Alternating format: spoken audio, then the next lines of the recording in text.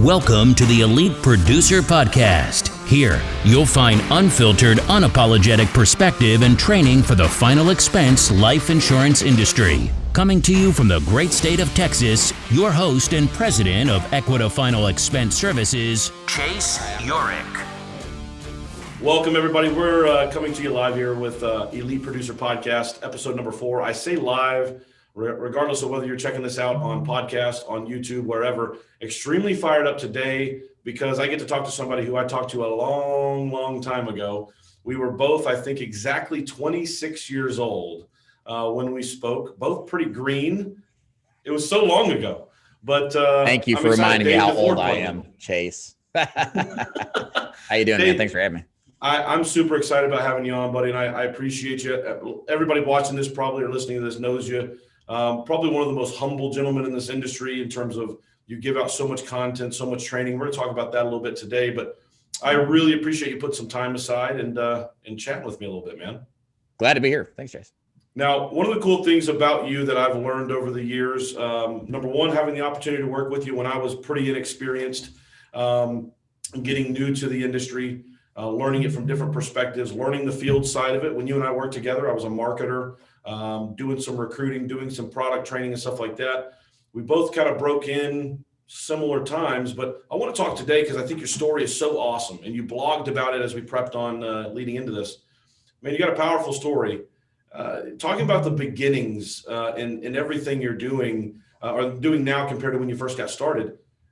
You have such a huge audience, and I think part of it is that message and that story that you have to tell, because you have literally learned it all from Genesis to Revelations. You've picked it all up, and it's a hell of a story, man. And I want to start with the beginning.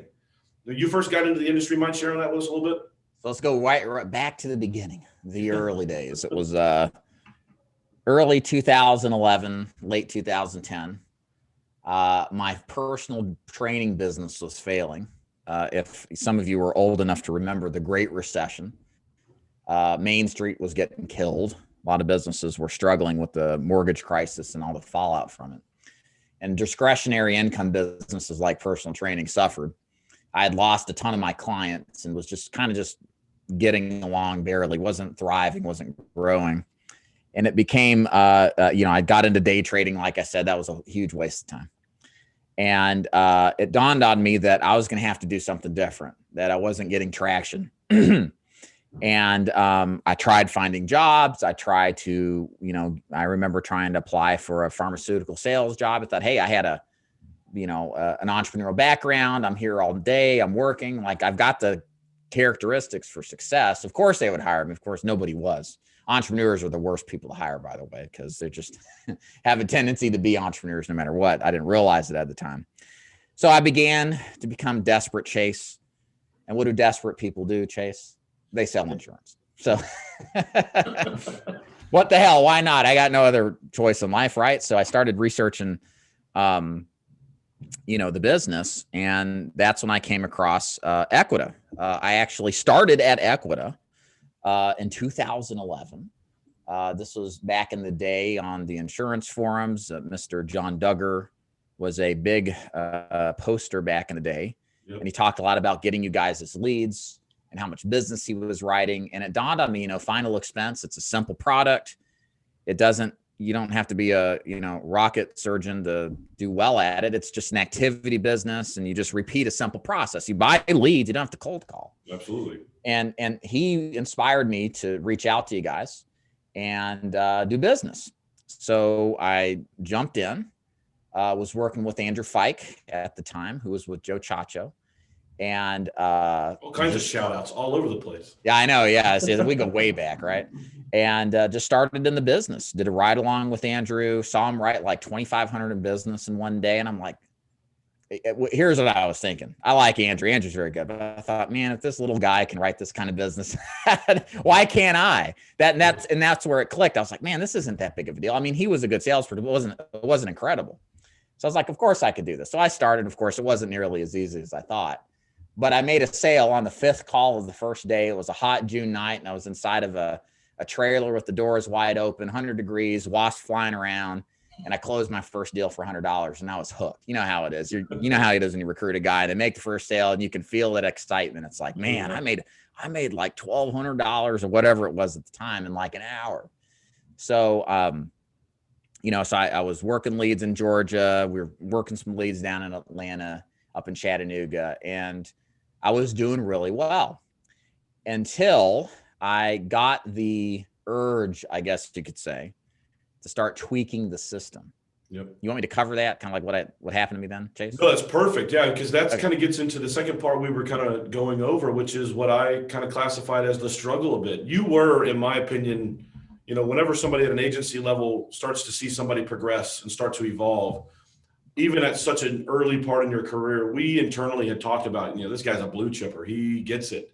And honestly, he's going to get it a lot quicker than most. So you progressed very quickly into a situation where my dad would probably say you were not your own worst enemy, but too smart for your own good a little bit, because you have such an amazing mind for the industry. Well, you know, I made a video. It's funny you say that, because eventually I made a video where it was entitled, "Are You Too Smart for Final Expense?" And the idea being that this business is so simple, it's complicated. Yeah. And if you're the type of agent that is deliberative, contemplative, and I would consider myself that way. You know, I'm kind of an engineering personality. I want to know why things work. Yes. The problem with that, it's a double-edged sword, because this business really is just as simple as it is today as it was 10 years ago. And then prior to that, 20, 30 years ago, you buy direct mail leads and you go see the people. You door knock them, you call them on the phone, and you one call close them. It's the same as it always has been. It probably will be for the foreseeable future. But as this business reveals in a lot of us, we begin to see our flaws. And I look back now as a maturation process that I had to go through, that, you know, I had my personality issues was being okay with repetition. And there is a sense of boredom that comes from this business, is that you do the same thing every day. It's not a creative enterprise. Yeah. Everything's different every day, but you do the same thing. And some people get in their own way because they're like, well, geez, I'm doing the same thing. Maybe if I, like I did, come up with this newfangled lead system, I can totally reinvent the business. But the problem that happened with me is I did that about a year in. I didn't have the money to test. And the thing that I realized, Chase, later on in life, after I made this mistake, and as we'll talk about later, is I failed the business. What I realized is that ultimately there is a reason that Equita was putting out these vanilla cards that are very similar to what everybody else does, that has been done for years, if not decades. It's because it works. It works. And if there was a better way to do it, you guys would have put your money, which was way more than I ever had at the time, to put into a lead system that would have produced better results. And it didn't dawn on me. I thought I was unique and smart and coming up with this new thing that had never been tried. But what had happened is, yeah, I wrote a little bit of business with this. I created a new lead, and it was designed not to deal with the deadbeats and the tire kickers, you know, everything we don't want to deal with. But lo and behold, it literally got me less results than had I put the same amount of money into your lead system and actually started producing. It's crazy. And what that contributed towards ultimately, I eventually had switched organizations, and I changed my lead system too, and the new organization screwed my lead system up. And I had done this lead system, and it just spiraled down the toilet to where I had like $96 in my bank account about a year into the business. And I had to go admit to my wife that I'm broke. I don't have money. I can't keep doing this. I don't know where we're going to come up with the money for rent. I mean, it was that bad in 2012. And it came to the point where it was basically an ultimatum with my wife and I, or with her, that I had to get a job or else. And so I quit. I quit the business, and I was frankly tired of it too. I was just tired of the people. I was tired of the process. I was very frustrated. A little burnout. I was burned out, and it was my fault, you know, and it's hard to admit that. That certainly was hard at the time, but now I can see it. You know, I had made decisions that were not, you know, the direction that I should have gone. I strayed from the fundamentals, and it cost me. And had I been like most agents, they never come back. You know that. You know, it's why it's so important to follow the fundamentals of this business, because you may never have another chance to come into this, because your mindset gets so warped from this experience and you have a chip on your shoulder, you're angry, and you're literally giving up on the best opportunity, I believe, that anybody from any background of any education can take advantage of. And you don't want to waste that. So from the struggle perspective, number one, for me, that was reading the blog, seeing the content that you put out, and you have talked about this. I don't think there's enough real people in our industry that will get that real and tell that part of their story. It's all glitz and glamour. It's look at my Lambo, look at my jet. That right there for me, I think, and I'm not going to pontificate, but I think that story right there has helped more people in our industry than any of the inspiring Lamborghini pictures or any of that stuff. That story right there is about as real as it gets, because I love that you say that it was my fault. There was shared fault. I remember when we worked together that, there was a week where your leads were short, or this didn't go right. Contributing factors. I always had you pegged as a blue chip guy because your mind for the industry was too good. And as you just mentioned something that I felt was really, really powerful, which was you were only 1 year in. You were 1 year in and you were already thinking about things that most people don't think about throughout their entire career. But the struggle part, I think, is one of the most powerful parts of your story, because perseverance is a lot of fun to talk about. But when you get to see it and feel it, I tell people to this day, if they mention, Dave Duford, I'm like, man, I remember working with Dave. It was a great experience, but one of the best minds that I've ever seen in the industry. Once again, not saying it because we're doing the podcast together, but just simply the story of how you've progressed and how you've grown. And then for me, the whole thing to kind of bring it full circle is the fact that you gave it all back. How you have 20,000 subscribers on your YouTube channel. And when people go to that channel, it's not a teaser of here, let me give you a little bit and then go here to get all of it. You're giving everything away. And I don't want to put words in your mouth, but before we go to the comeback, the revival, the second run here, it seems like that was kind of a give back to you for some particular reason. What was that? You just give it all away for free for nothing. So I had watched Doug Massey. He actually he's another content producer on YouTube. And he had made a video and posted it. And he was talking about some of the sales training. And I watched the video and I was like, what an idiot. I can't believe he's giving away what he has worked hard to get from experience just so freely for anyone to take. Like, why would they work with him because of that? So that was like, the devil on my shoulder. What an idiot. But then I remember this moment, because then I started thinking, it's like, wait a minute. The angel said, what if this is the best idea? And it started dawning on me, like, the problem we are in, and this is true of everything in life, as I found, but it's particularly true with insurance. The biggest problem, I think, in the insurance business, recruiting agents, is the lack of transparency and sincerity. Okay. Most organizations have an agenda to recruit you, to suck your network dry of sales opportunities. It's a big MLM Kool-Aid drinking fest pitch. Absolutely. And when people come to this business, some people catch it, but a lot don't. And they leave this business thinking that it's all like that. Resentful. And so it dawned on me that, hey, in a competitive world where there's a lot of competition to recruit a limited amount of agents, why not differentiate myself by being an arbiter of truth, by being a centerfold of, good stuff, transparency, to help without expectation of anything in return, and to strategize a content strategy around that principle by giving freely with the hope and faith that something good will come from it. And it didn't happen overnight. My first 1,000 subscribers took basically 1.5 to 2 years.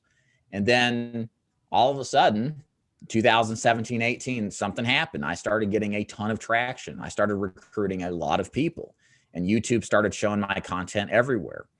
And people really resonate with this idea because they see the opportunity in this business, but they're disturbed by how the leadership at large, Equita isn't like this at all. Always has been the exception to the Kool-Aid drinking MLM stuff. But they're disturbed at large by what they see just perceptively as just another Amway pitch. And it just turns, so many people fail out because they focus on recruiting and not the fundamentals of skill development. And so, yeah, I mean, that's why I gave it all away, because I thought ultimately I would be served bigger, better in the long term because of it. And I'm here to stand that it certainly has happened that way. And it only works if the content's good. That's the big thing that people, have to kind of take into consideration is, oh, he just gave it away to recruit. But no. You can't just put a bunch of garbage out there and then people are going to follow you. If and a shout out to anybody who's checking this podcast out, whether it's on YouTube or on iTunes, wherever, it's great content. You can literally search in your channel, door knocking, appointments, whatever it may be, and you're going to find it there. And I think for those, the substance is going to be the king. The quality of that content is going to be the king that drives people to want to go there. And I mean, in an industry where there is a lot of MLM, Kool-Aid drinking, pass the cup around, you find out very quickly in your channel that it's all substance. And more importantly, like we talked about from the beginning of your career, it's coming from experience, man. And that's the part that I love, because you don't cookie cutter it, and you don't beat around the bush. You speak as Dave Duford. I don't have corporate restrictions. I'm going to tell you how it is, and I love that part of it. And it's cost me with a few carriers, unfortunately. You got to be a little careful sometimes. But yeah, I mean, if as a side note, just thinking of what you're saying, if you are interested in creating content, the nice thing is that what people really care about is the substance of the content itself.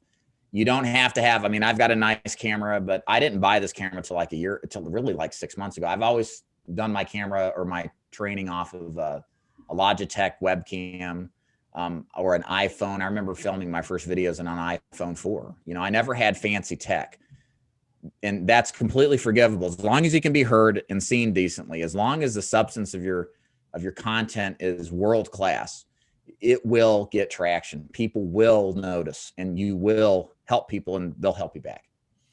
I love that part of it. Now, as we talk about the comeback, you're crushing it right now. You're 20,000 agency, super successful. One of the things that you guys are doing that I admire from afar, we have mutual friends in the industry. One of the things that I love that you do is that you have not pigeonholed yourself in this industry to just final expense. I think you either referred to yourself this or someone else did, and I agree with it 100%. The Renaissance man of final expense. I don't know if you can confirm or deny that you said that, but somebody else did. Yeah, so some stuff I put on a page. But I love it because at the end of the day, you've broken yourself outside of that mold of just FE. And that, for a value proposition for an agent, it's cool. Those are values that we share in terms of, you really want to talk about showing somebody how to make a great income, how to build a business, how to be an entrepreneur. Don't just be here. You can expand into other areas. How important for you was that? And when did that epiphany happen for you? Yeah, good question. So, and you see, I mean, if you think about big businesses or corporate, organizations that are huge now, Coke started off selling Coke, right? Small distribution, a niche type of product. McDonald's sold hamburgers, right?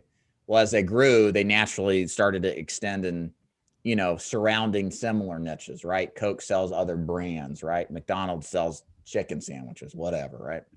So and you find yourself in different positions as you grow, and you hopefully begin to recognize opportunities. What I started off originally with on as an agent, of course, I always have been a final expense agent. If I go out and sell again, it's final expense.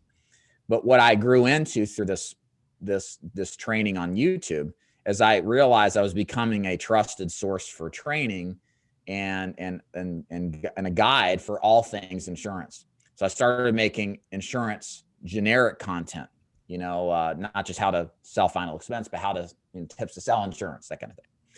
And as I started to do that, and my opportunities increased, I had a gentleman approach me on selling annuities. And he said, hey, you got all these recruits coming in. Some of them may not be interested, or people on YouTube, they may not be interested in final expense, but we could do annuities. I said, well, that's a pretty good idea. So let's do that. So we started annuity sales. And then a little while later, same thing happened with Medicare. And what I've basically grown into and have realized is final expense is still the core of my business. I still think it's the best gateway product to get into as a new agent. It's the simplest to learn, to get traction quickly. But as somebody who's kind of an influencer, I guess you could say, in insurance sales, I have this unique opportunity to also show and team up with other top producers who want to build an agency here and would love to train agents with different product lines. Now, Medicare, annuities, so on and so forth. And people trust me to find people who can teach and train them. So it just yields more opportunity, of course, to build my agents kind of, my agency, I don't know, horizontally, not just vertically in final expense. And it's good just to differentiate on income and have different lines coming in. So yeah, it's been great. I didn't expect it to do this, but you just kind of respond to what people want and hopefully. Yeah, I think that value prop is obviously greater. And if you're a producer, the earning income opportunity, that's what you want. You want to be able to learn how to be great at this and then expand on your options. Talking about the comeback, the revival, like the Undertaker just coming up out of the grave there, doing that sit up. You just came out guns a-blazing, man. You weren't playing around. From the moment you got out, let's pick up where you got back in, because that's a hell of a story right there in itself. So I quit the business. I quit the business. I mean, I was emotionally divorced from selling final expense at the end of the first run. Right? Were you a little resentful of the business as well? Yeah, I was tired of people who lied to me, that wasted my time. I just became exhausted. Yep. And I was displacing the personal responsibility that I should have had for my own course in life and blaming I was kicking the dog, I guess you could say. And again, all of this is my fault for sure. But I went and had to do something. So I got a job working for a company called Aramark. I got hired to sell uniform services, doing cold calling. And what dawned on me about 4 weeks in is I realized, as much as I disdained final expense, I hated working for the man. It was the worst thing ever. I had to show up at a job selling a product I didn't believe in, working with people that were faking their interest in it, and playing the corporate BS game. It was disgusting. It was an anathema. It was exactly everything that I resented. And it was the best experience I ever had in my professional career, because this is my first real job, and I've always been an entrepreneur. I had the personal training business, remember? And this gave me the opportunity to take a real look at the huge mistake that I made, giving up this opportunity in selling insurance because of my own shortcomings. And it took me about 6 weeks, but that disgust and hate for final expense finally withered away once I actually had a relative comparison, and I schemed my way back to getting in the final expense.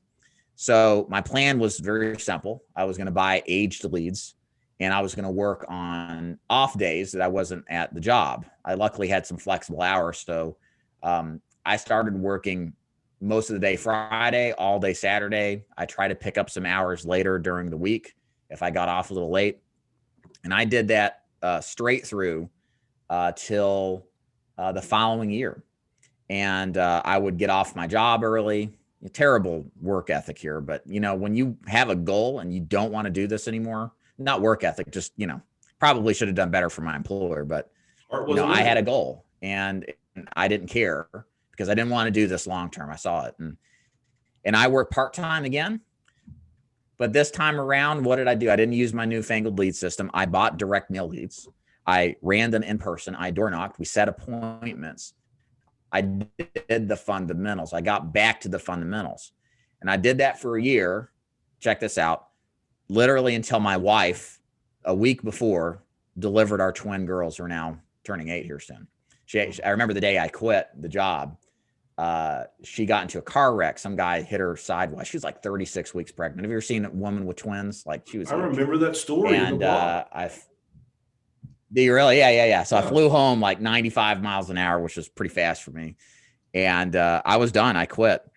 And after she delivered the babies, like the next week, I went back full time to final expense, and quit the job. Never looked back.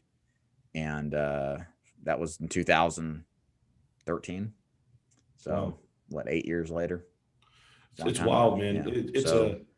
it's a hell of a story. And I think it's powerful because it's coming from a real place. It's not some story that you put out there just as a recruiting piece. For me, having been around you and people that know you, you're a very humble guy. You give things away for free, not just through social media, but and here's an example. And I don't know if you know this, but some guy posted like 3 weeks ago in one of these Facebook group chats. What, and you're smiling, so you have to know, but no, I hate Facebook. I'm not on Facebook. okay. So this had to have taken you a large amount of time, a lengthy amount of time to put together, but you have a cheat sheet that you have shared with your people, I assume. Mm-hmm. This thing is like 74 Excel tabs deep. I'm being somewhat sarcastic, but it is very extensive, and you just give it away. You're just giving it away to people that either ask for it or, I think that's super cool. What gave you that mentality other than, I know not just through YouTube, but why when people put blood, sweat, and tears into something like that, you just give that away? I don't know. I just think that people, I don't know why. I don't know why I do it. I'm human. Sometimes and it's easier now than it has been in the past, but I've been reserved giving away my training.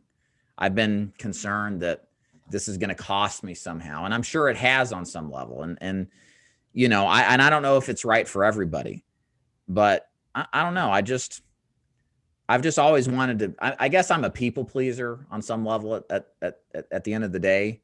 And I do want to help. And I just believe I don't know if it's almost like I don't know if to say it's a religious thing, but I feel like if you give without expectation that the universe is going to, and I don't do this to get back. You know what I mean? This isn't like, well, I'm going to do this it's like giving tithes because God will grace me. That's not why you give. You give because you've already received blessings, and I just gave because I felt like it was the right thing to do. And I like that. I don't know. I really don't know. It always felt good. It's a good thing. This industry desperately needs it. Do you feel like part of it has to do with the fact that when you were in that position as somebody, like if you see yourself, if I was new, if I was green, if I was in need of help, if I had an upline who sucked, if I had, I was out there by myself, this may help somebody out there. Is that part of it? Yeah, I suppose. I mean, maybe subconsciously. Yeah, I guess so. I mean, I'd like to say, oh, I'm doing it for everybody. I mean, I'm on a mission, to help you guys out and everything, and I am, and I don't know. I guess so. I don't look at it like I'm this big blessing to everybody's life and you should thank me for all the contributions. Like, it's not like that at all. I mean, I just do it because it feels good and it helps, and, and if it helps somebody stay in this business and get out of the corporate suck, great.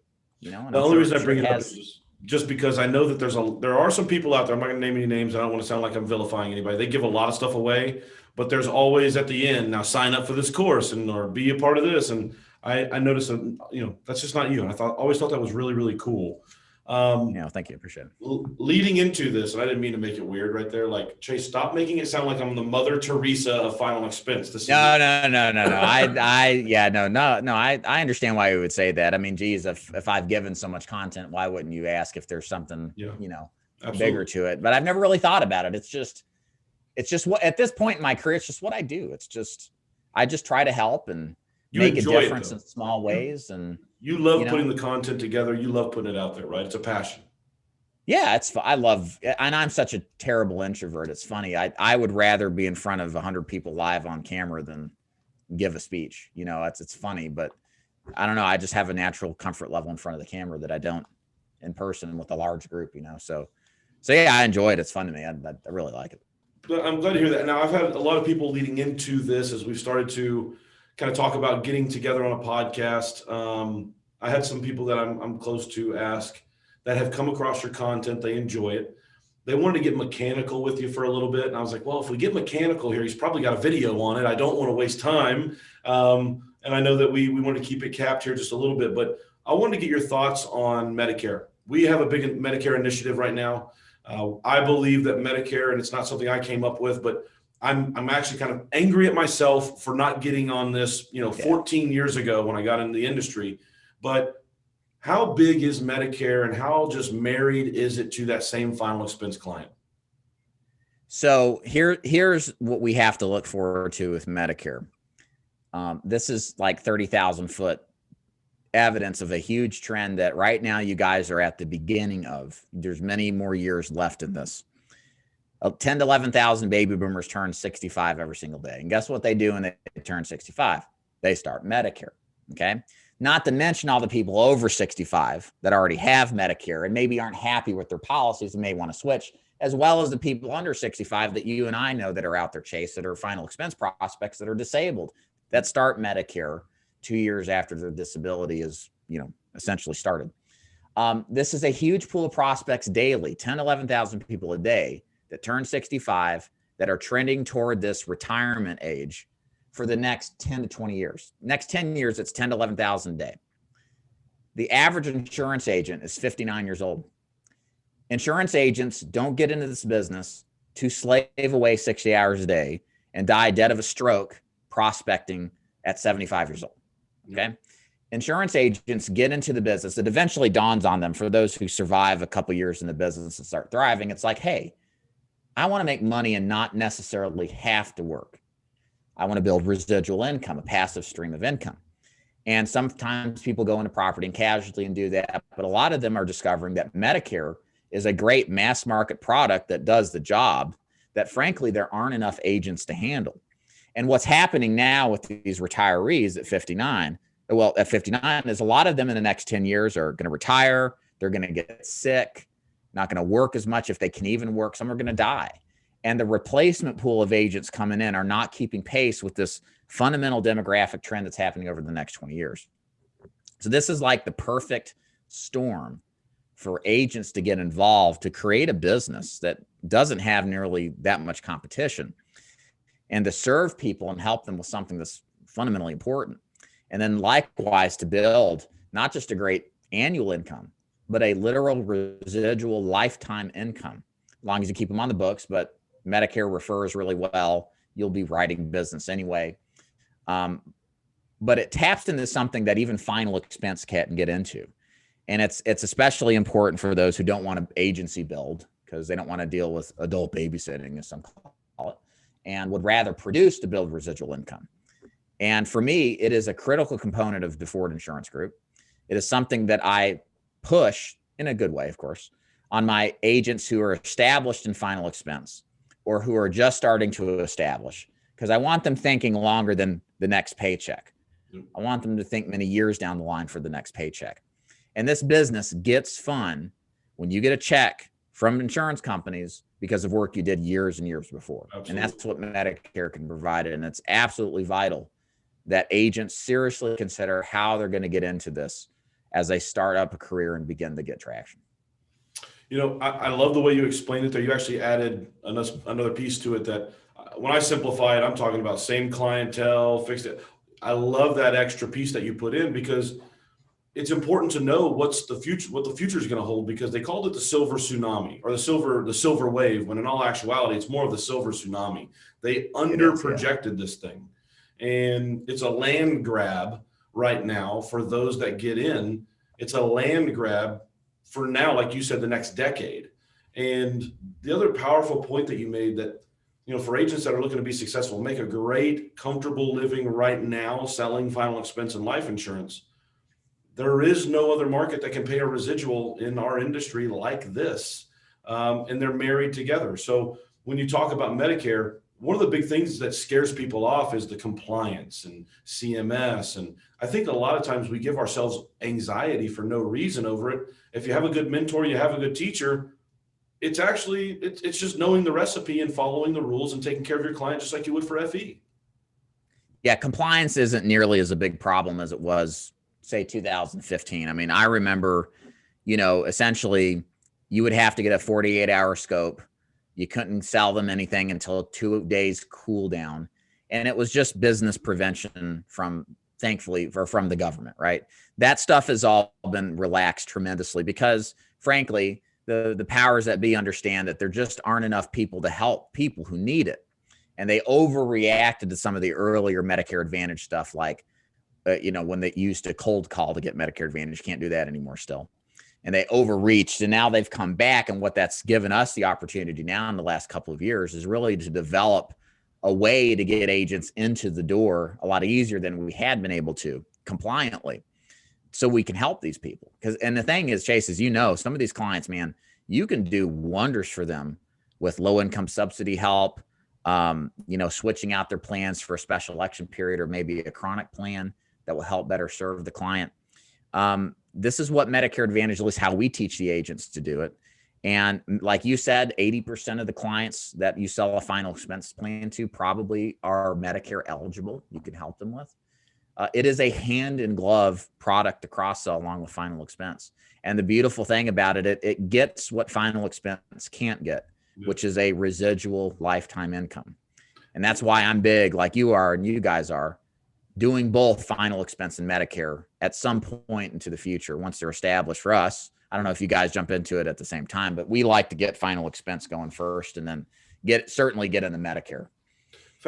Our final expense is the foundation, and then we build from there, like you were alluding to. And it's probably a terrible analogy, but I kind of look at, in corporate America, you have a 401k. I always kind of look at, it's not a 401k, but it's putting money away to take care of you down the road, more retirement or residual. And it's just, when you get to that point in your career, it could be 1 year in after I can do this. I hit my income goal. I know how to do this. I can rinse and repeat. It may take you 5 years. I hope it doesn't, but at some point, taking a look at it sooner than later is a good thing, because it's just it's that other piece to the puzzle. So I was selfishly wanting to ask you about the Medicare part. Yeah, we're all in, man. I mean, that's our big push.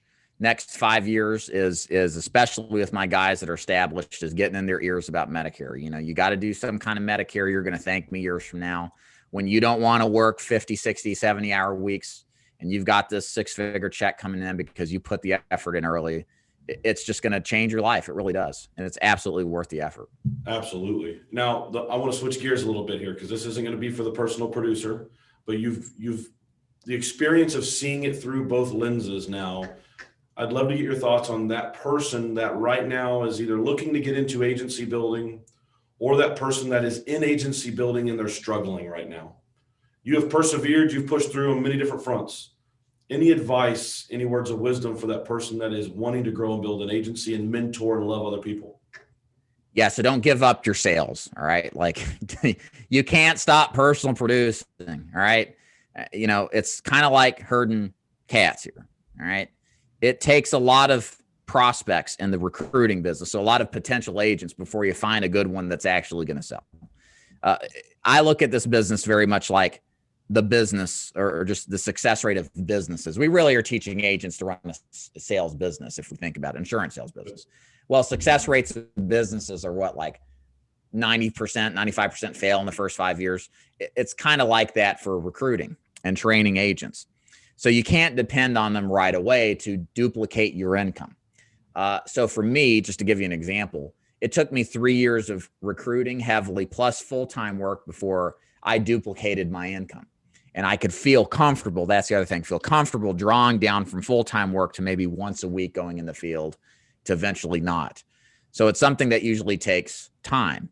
And it's good to have a diversification of income, because the other factor with recruiting too is you're co-signing everybody's chargebacks. Absolutely. You're on the hook as a recruiter if anybody decides to be lame and not pay back their obligations. So by working and still selling, it's going to be kind of another bulwark, a defense against depending on one source of income. But the key thing I think with success in recruiting is you have to care about your agent success equivalently or more than your own. That means, guys, the biggest problem I see, pro tip here, the biggest complaint I hear is agency recruiters and trainers, they don't pick their phone up. They don't talk to their agents.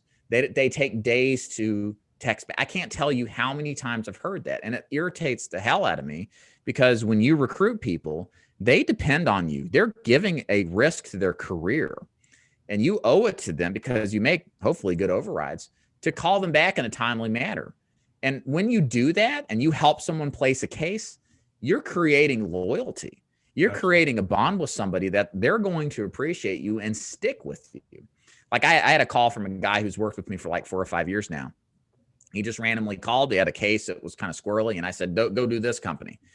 And like stuff like that is what keeps winning your people to stay with you and to build loyalty that everybody talks about, but you've got to give yourself to that process as much. So it's not just about getting warm bodies. It's about caring about taking people who are in dead-end jobs or unhappy with their life and showing them a way to have freedom, obviously earning capacity and earning potential, and to realize a better form of themselves. And you have to enjoy that process if you're going to like recruiting, because if you're not into that stuff, it's not probably for you. I love that because, you know, somebody may say you need to stop what you're doing. You need to fully focus on recruiting. Or I like that. I like that outlook on it and that plan, because if it doesn't work out, you don't want to fail out of the business because you completely shut down shop and you essentially cut off your nose to spite your face there. Those are wise words. And the big point there for me is, and I was guilty of it early in my career. I mean, hell, I probably missed a call last week. Being there for your people is important. That's the big thing. And I read a book by Dan Kennedy, an old marketing guru, and he has some sales stuff too. And this is similar, but he said the number one reason lawyers lose their clients, it's not the quality of their work, it's their failure to respond and communicate, the return phone calls to help out in a timely manner. And I think of that what I read there is an exact duplicate of what the problem is with agency recruiters and trainers is they don't understand that even though you may think it's a silly question or that it's wasting your time, you're missing the full scope of what could possibly come from one relationship. And you have to treat these people with respect. And you have to respect their time. You have to show them they care, because if you don't show them you care, guess what? They don't care about you. Yep. And you really don't have an organization. And it's just a matter of time before you fail out. And look, agency building is great if you think about it in these terms and work towards this. It will give you some great income and opportunity, get you out of the field. There's a lot of advantages from it. So it's important that you do this. You do those things. They've taken the initiative and they've put their faith in you and they've put their financial faith in you. You got to come through for them. I appreciate the time today. You let me run a little bit longer than we were going to. Any parting shot you want to throw out there? I want to plug, we've talked about the YouTube channel. I can't say it enough. There's a ton of awesome content out there. I've said free a few times, but man, it's awesome. If anything your heart desires in regards to somewhere where you feel is a deficiency as a personal producer, hell, even probably as an agency mentor, you can find it there. If you're looking to improve for your people, Dave, plug away, man. Where can they go? Yeah, best place to probably start to learn more about me and kind of what we do and hear my training. YouTube channel is the best place to go. Just put David Duford into YouTube and you'll see an never-ending supply of content. You can also go to my website, davidduford.com. I write a lot of blog posts, lots of helpful information there. Normally, when I hear blog posts, this is just a dumb country bumpkin to me. I'm like, oh, blog posts. I love your blog posts. There's a ton of great content in there. And I appreciate you spending some time today, and hopefully we'll do it again soon, buddy. Chase, thanks, man. Thanks, David.